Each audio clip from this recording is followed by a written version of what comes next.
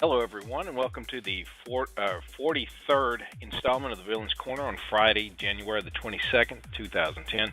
My name is Robert Paul Shelley. I do the comic Paws to Claws at pawstoclaws.com. Also co-hosting with me is Roy Duncan from the comic The Villain Next Door and Drunk Duck. Here on the Villains Corner podcast, we discuss all things webcomics.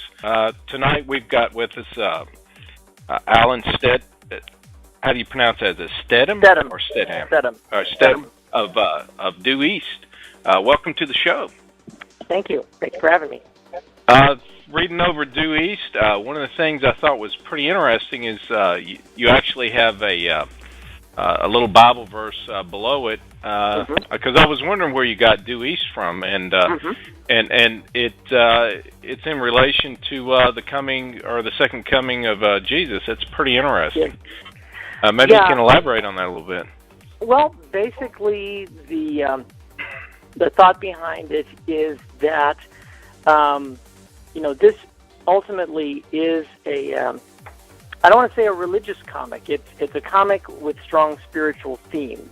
My wife and I co-write it, my wife Angel, and then I do the art for it. And basically, the idea is that God exists. God is always there, and God is influencing people's lives. And but the thing that we didn't want to do was, just like I say, bonk you over the head with things. It's really to kind of make you think and to make you look at this cast of characters, which is a broken family. It's a mixed race family, and even the father and husband or ex-husband is Chinese and white, and the ex-wife and mother is black, and they have two daughters. One's roughly 20, 21, and her name's Saphira, and then she's got a younger sister, Brielle, who's about 16 when the comic starts. Getting back to what you said, though, or we're asking about, the themes is that essentially that there are consequences for actions, and that ultimately everybody has to decide on their own whether or not they're going to believe in or even seek the spiritual help that's available to them.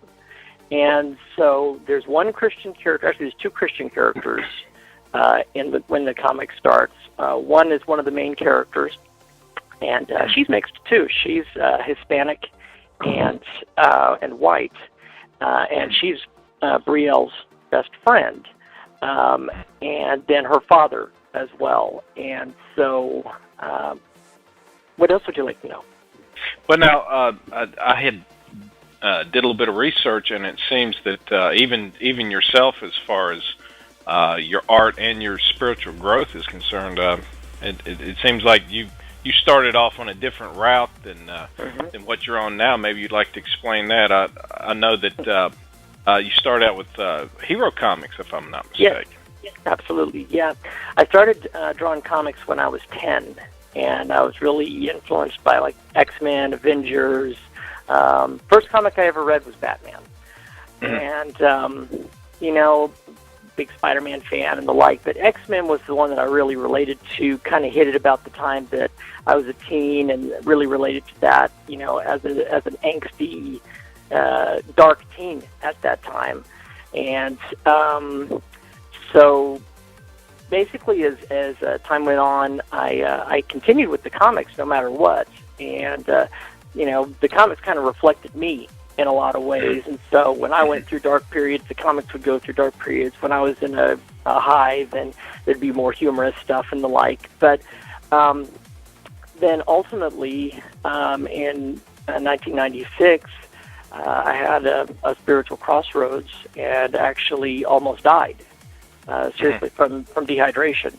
And at that point, I had to make a decision, and I actually, did one of those classic, God, if you save me, I'll serve you type of things.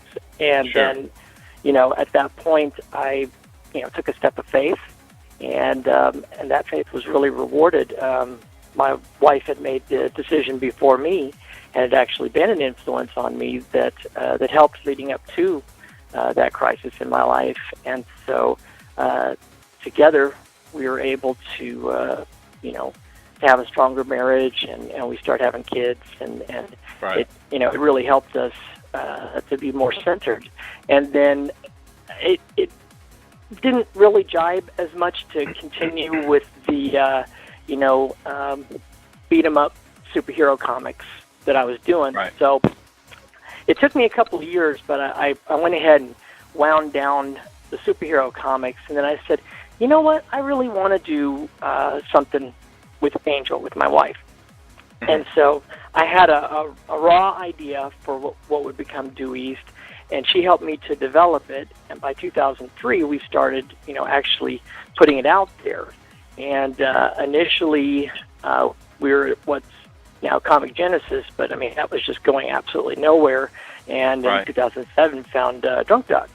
And really, really been amazed by the community there, and actually got a readership for the first time. And, that's when we really got a chance to kind of, get into our groove at the same time, story and art-wise, and things just progressed from there. And kind of one of the neat things about the comic is that while we know generally where things are going, there's a certain element of randomness and faith to it, even as far as what happens.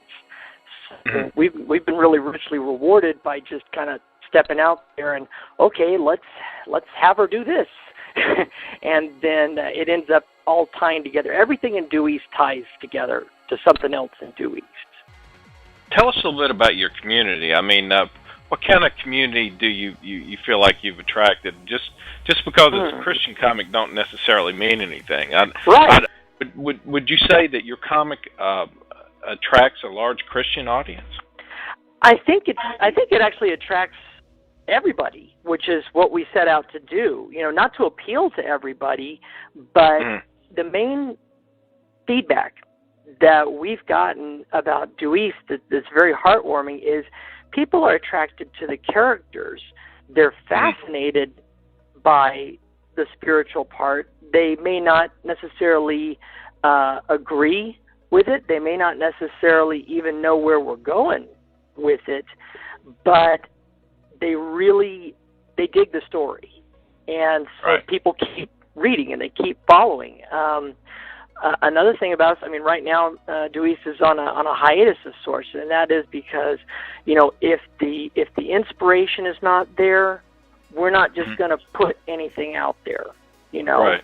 And right now, I can say that I personally am going through some medical and health things in my life, and I need to get some of those things straightened out. And you can't, I already go 14 different directions at once. And so you got to have a certain, not to go all zinny, you got to have a certain harmony about you to really be focused like that. And now you have won. You won 2 awards. One award. There was a nomination. There was a finalist. Right. Yeah. But still, I mean, the nomination means a lot. You were the 2008 winner of Best Spiritual Comic, which is really cool.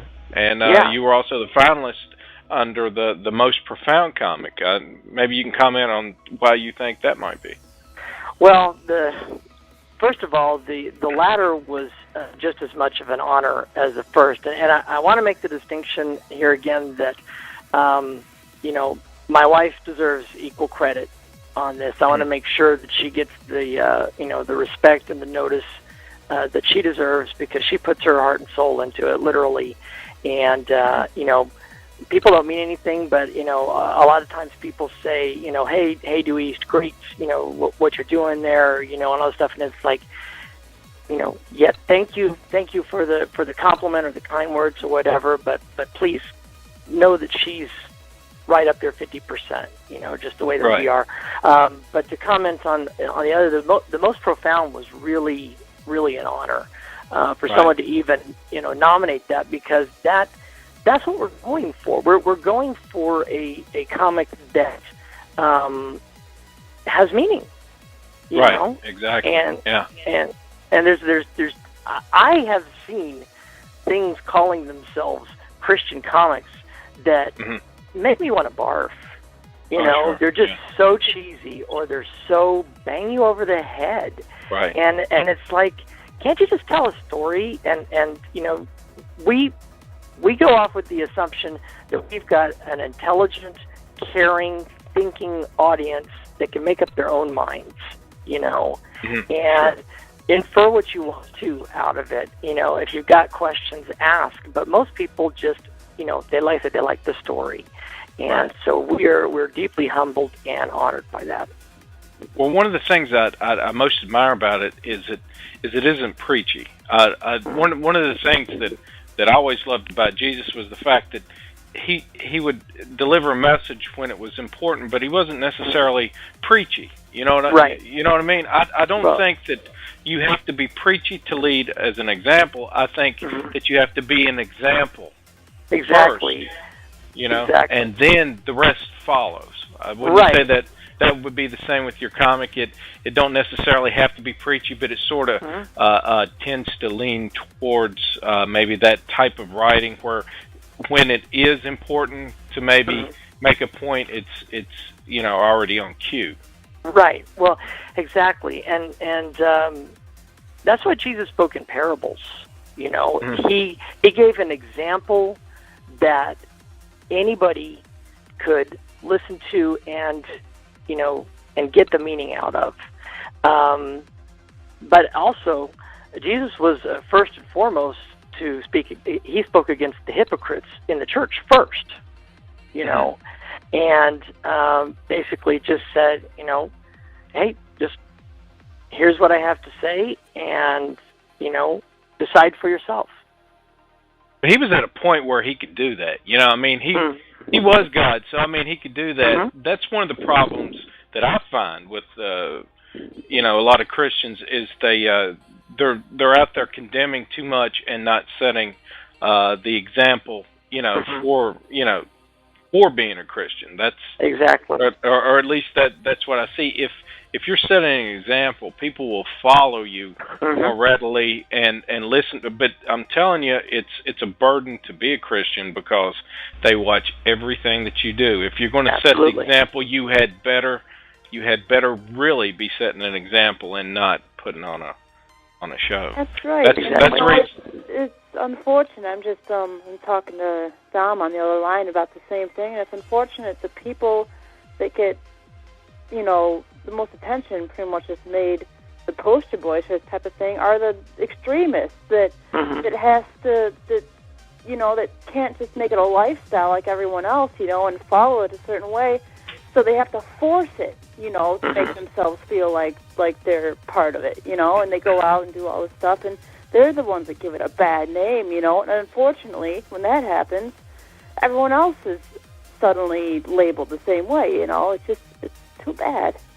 Yeah. See, I see it as you've got your relationship with God.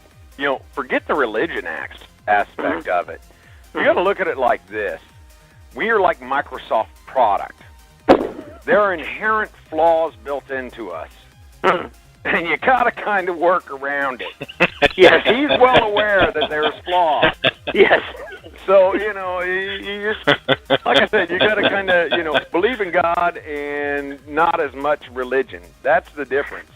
Exactly. A lot of people believe in the religion, not the deity, you know, the God. Well, so if I could be so bold, it reminds me of, you know, from the Bible and Jesus saying, you know, why are you worrying about, you know, the little speck that's in that guy's eye over there when you got a big old log in yours? Exactly. You know? Move it out of the way, get yourself straight, make sure you're doing what you're supposed to do, and then if you want to help somebody, then help somebody. That's right, man. It what I've noticed is, because I have Christian beliefs too, you know, but you can see from a lot of different people from all sorts of religious walks of life. In a way, sometimes, like, even if the the rules and stuff are slightly different, or the creation theories and stuff, they end up having the same kind of personality and inner self that you do, because, like, I think it's really easy for people to forget sometimes that when someone is devoted to a religion, there's usually a reason there. They have followed their own path in life to get there, just like you followed your own path to get where you are. Mm-hmm. So, you know, sometimes it's easy to forget that, and people find it easy to scrutinize people, but really, you don't know where that person came from. You know, they have a reason why they believe what they believe. Absolutely. Absolutely. You know, it's like, you know, up until I made my decision back in January of '96, I had a lot of different beliefs. I had, you know, grown up in a religious family, and you know, that didn't stick. That didn't hold. I had to go through my own experiences, and I had to experience, you know, my personal call, and I chose to respond to that call the way that I did. You know,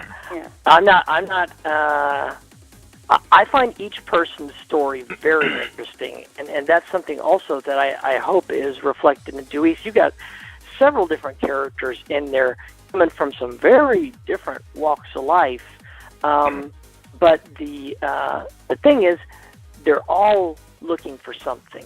They're all needing something. They've all got, you know, needs and wants, and, you know, it's up to them to make the decisions where they're going to go, you know. And I think if you can predict what's going to happen in Due East, then we're not doing a good job as writers. Mm-hmm. Exactly. Mm-hmm. Now, I was reading something about your wife had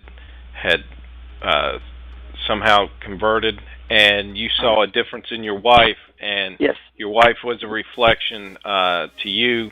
You know, you saw such a change in your wife that it actually changed your life. And we were just talking about leading by example. I'm sure she didn't come home and, you know, preach to you about, you know, how you should be living your life and everything. She was leading by an example, and that was what attracted you. Maybe you can tell us a little bit about that part of it. Absolutely, I'd be happy to. Basically, you know, my wife went through her own spiritual crisis, and it was right before our first son was born.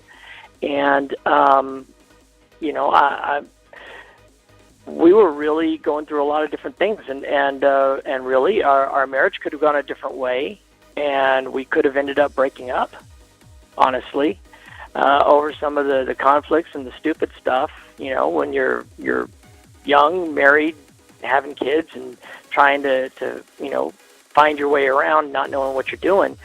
And then, you know, like I say, she answered her call, and, you know, found what she was looking for. But she didn't say, "All right, honey, I'm dragging you to this church over here, and, you know, you're coming like it or not." I grew up with that. You know, that would not have worked with me. What she did is she said, I found this church, and I went through this experience, and this happened to me, and, you know, I really feel a change, and so I want to keep going to this church. I said, hey, fine, that's great. Keep going. I don't want to go. And she's like, okay. So what I noticed over the next several months, though, was that she was doing a great job caring for our son. She was being a better wife to me, and being more understanding of me, and basically giving me room to be me. And, you know, every once in a while she asks, hey, you know, would you like to come to one of our Bible studies? And I said, no, I don't feel like it. And after a few months of that, and it was not like a regular, you know, it was like maybe 3 times in 4 months type of thing. And then one time she asked, I said, she's been so good to me. What's it going to hurt? You know, what's it going to hurt? It's going to make her happy, and hey, I may enjoy myself. So I was all set to actually go to this thing, and ironically, I started getting sick that day. And I mean, I felt not just sick. I mean, sick as a dog, sick, like feel like you have a fever, just want to lie down and do nothing, sick. And she said, are you okay? Still got this thing tonight. Do you think you'll be able to go? I said, well, I'll tell you what. I really want to go, but I feel really sick. So I'll tell you what, let's take my temperature. And, if it shows a fever, I can't go. I got to stay. But if it doesn't show a fever, I'll go. Didn't show a fever. I know I had one, but it didn't show it. So I went. And anyway, long story. Well, I wouldn't tell this. So I went there, and one of the things that they would do at this particular one, they would have a dinner first, and then after they would have a Bible study, and the pastor would lead the Bible study. And I was still sick. I didn't hardly eat anything. Always assigned something's wrong. If I don't eat the whole house down, there's something wrong. So I was very sick, and so went through, and then I started getting this unbearable pain in my back. I mean, horrible bad. And but I said, you know what? No matter what, I'm just going to stick this out. It's just a couple of hours or something. But I got sicker and sicker and more in pain and more in pain. And it's one of those weird clarity moments that in the midst of what I was going through there, and in the midst of this Bible study going on and me trying to put on a brave face and everything, but I was able to hear what that pastor was saying, because I had to focus on each and every word because of the horrible pain that I was in. And for some reason, that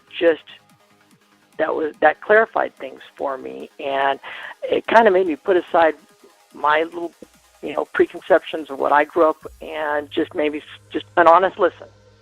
And that's all that my wife was asking for. And so it would still be about a week later, and I actually ended up going to the minor emergency center, and that's where they found out that because of this flu that I'd gone through and I'd gotten dehydrated and didn't know, I actually had lost 2 liters of fluid out of my body. And so they were trying to do the IV fluids and everything, but my veins kept collapsing. And so they literally couldn't get the fluids to me that I needed. And so it went through 4 times that this happened. And at that point, you start taking things seriously and realize, I know that there's things that they can do, but this is bad. I feel horrible, and if they don't get these fluids into me, what happens to people when they're dehydrated? They die. And so at that moment, I had to just, again, another one of those clarity moments. And so, I don't know, you ask yourself weird questions when you're in, weird situations like that. And I was talking to myself. And I said to myself, I could die. If I die, I know I'm not going to this place that I believe in called heaven. I know it. And that's when I got scared, and I basically, prayed to God right there, and I said, God, if you will spare my life today, then it was a Saturday. I said, I'll go to church tomorrow, and I'll give my life to you. And about that time, they put in the 5th needle, and they managed to get 1 liter of fluid into me before the vein collapsed again. And they said, okay, we can do this one of 2 ways. We still need to get 1 liter of fluid into you. So either we can go through your ankle, or you can drink 1 liter of orange juice. I thought about it for about no amount of time at all. I said, hand me the orange juice. And so I drank the orange juice, was able to keep it down. They watched me for a little bit, and they let me go. And the next day I kept my word.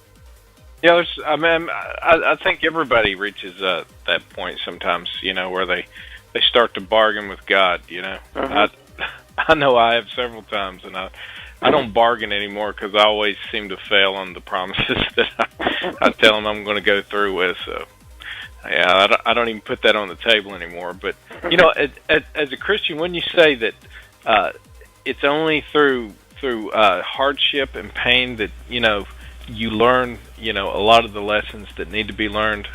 Yes. Because if you're a Christian, you know that even those things that we perceive as being bad are things that not necessarily we want, but sometimes we need. And you don't go blaming God when things go wrong. That's the whole point of being a Christian, is saying, okay, if I'm following in God's footsteps and these things happen to me, then what is it that I, as a Christian, am supposed to learn from it? What is it I'm supposed to take away from it? What are the lessons that I should have? Not only that, but being able to have the clarity of mind of appreciating it when you are right, or when there is nothing wrong. To be able to sit there and it's you gotta sometimes dig for the gifts, but they're usually there, and if you stick around, you find them. It's hard to see them sometimes, though. That's when you're walking by faith. Getting back to Due East, I was wondering what as far as putting your comic together, did you just sit down and say, I'm going to do a Christian comic, or was Due East already in the works and you changed the format of the way Due East went? How did that go? Right. Well, like I said, it started as an idea first, and the idea included the spiritual. It was going to be a Christian-themed comic from the beginning, and it was going to be a slice of life comic from the beginning. But one of the things that's kind of grown out of it is that, if you keep things in the context of God and what God can do, it can actually be more exciting than a superhero comic at times. Because, one of the first things that happens in book one is, this thunderstorm happens, and the youngest daughter, Brielle, is alone in her house, and this storm is like one of those freak downdraft storms with these winds that are 100 miles an hour, and you don't need a tornado with something like that. It can just knock a tree through your house, and in this case it does. And it's already blown through the electricity lines, so the tree's on fire too. And so there's nothing like going to your window and getting hit by a tree. On fire. On fire. And so the whole tree wasn't on fire. It's like these branches and limbs. But the thing is on you, and it's creeping towards her, and she's pinned underneath it. She can't get up. And, she's at that type of angle where even if she was, a bodybuilder, she wouldn't be able to get out from under it because of the angle. And then on top of it, she's injured too. And so, she has one of those moments I was describing. She just said, hey, anybody help me. I don't want to die, And at that moment, the hard rain comes through and puts out the fire. And at the same time, her older sister was planning on coming over anyway because she just got some good news and that she got hired on at this job that she interviewed for, and she was wanting to share the good news. She comes over, and there's a tree in the house. And, so she runs in, and she sees that her sister's pinned under, and then, of course, Saphira does a Wonder Woman and lifts the tree off of her. Because, not that she has that strength normally, but, things happen in times of stress. Right, sure. And adrenaline is a wonderful thing. Yeah. And so, and so she gets her out of there, and then at that moment, one of the neatest things about that, the page before that, where just the water put out, I didn't have to show this, this guy in the sky, with a white beard and thunderbolts. Just the rain, came and put out the fire, and that's all the evidence you really need. That's what happens in real life, just something unexplained, but not, it could happen type of thing. Yeah. And so she's just laying there under the tree, injured half out of her mind, but laughing because the rain put out the fire. And it's just one of those weird moments. Should have upped it and put a nuke strapped to the tree. a freak storm and a tree on fire coming through your house. You just needed that one more little thing to put it over the top. One more little thing. Yeah. That nuke is right on the back of it. It's counting down. That's right, Predator style. Yeah. Yeah. Now, because we've Go ahead. We've talked about the spiritual side, but what about the side with race and everything? There's been a few things with that. Yes, there have. As a matter of fact, one of the things that was, we were given the background finally in the most recent book 4, gives some background on Carolyn, who is Brielle's friend, and it shows her basically what led up to her making the decision to let Christ into her life, is that she got into a spat with a girl who was discriminating against her race. And what was interesting about it was a Hispanic girl who was getting on Carolyn. She could overlook her being half white because she was half Hispanic, that kind of twisted mentality. But the fact that she had a friend who was black and Asian, that was too much for her. And so she was just really getting on her. And then on top of it, she pulled out, and on top of being racist, she decided to go ahead and make it personal more so, and said something nasty about Carolyn's mother, who died of a drug overdose. And Carolyn snaps. Yeah. And she just crap out of her. Yeah, she basically went psycho and knocked teeth out, broke bones on this girl in the middle of a tennis court, and just left her bloody. And that shocked a lot of people. Who were like, "What? This is not what you would normally see in a Christian comic, but this can happen in real life." Yeah. Yeah. People aren't living the life before they make the decision. They're real people all the time. And so, this girl snapped and just went off and nearly killed this girl. It was only Brielle, ironically, pulling her off of her that kept her from killing this girl. Because when it took a few seconds, Carolyn didn't even know she did it. She just blacked out and went off on her, And so, that was entirely caused by race. And people misunderstand, about the family because of that. But I mean, that was a really amazing scene to write with my wife, and it was a really amazing scene to draw, because it was one of those things where by the time I got done with it, I'm just drained, because you put everything into those kind of pages, because you want them to come across what you're feeling at that moment, what you want the character to convey. And fortunately, based on the feedback that we got through the comments, it really came across. And some people were really shocked. I was surprised by some of the responses, because basically everybody wanted her to, can you get in one more kick? Yeah, it's like a blood fest. It's like the worse that it is, a lot of times the more they enjoy it.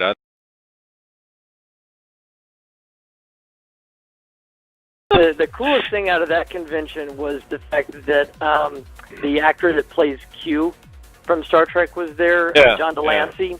Yeah. But it was pathetic, because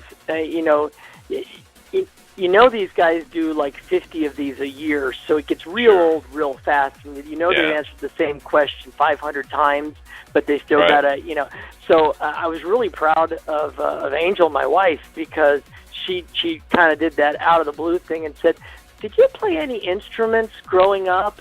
And his eyes lit up. And he started talking about playing the oboe, It was like, thank you, I mean, they really like that at those conventions. Right. Well, there's a distinction. I mean, there's people who are like me. I mean, I consider myself a pretty strong enthusiast for it. Right. I've got a number of DVDs. I'm ridiculous about the last 4 years of Star Trek books, and I'll admit it. Right. But yeah, there's definitely the more extreme, And for those, I mean, I remember what Delancey said. It's like someone came to me and asked me, "What's it like to travel at warp speed?" I don't know.